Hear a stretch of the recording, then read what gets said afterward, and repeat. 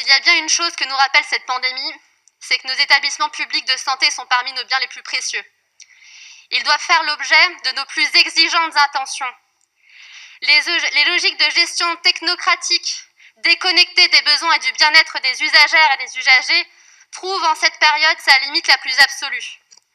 Les superstructures ne peuvent plus trouver de justification rationnelle. Elles ne répondent pas à la réalité des besoins médicaux exprimés plus fortement que jamais par la population, celui d'avoir accès à des établissements de santé de proximité. Je ne reviens pas sur la suppression de centaines de lits que le projet Hôpital Grand Nord va impliquer à une période de tension très forte, et alors justement que cette tension justifie des restrictions de plus en plus insupportables à nos libertés les plus fondamentales.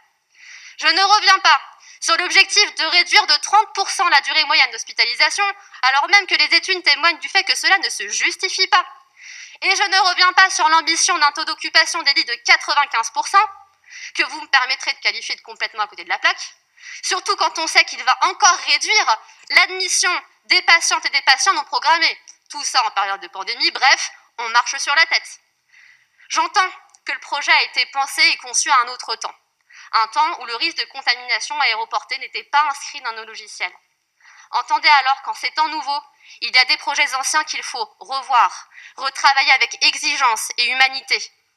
C'est pourquoi nous voulons ce moratoire sur le projet Hôpital Grand Paris Nord. C'est pourquoi nous souhaitons un projet alternatif qui prenne en compte les besoins de proximité si importants pour le bien-être et la qualité des soins de la population.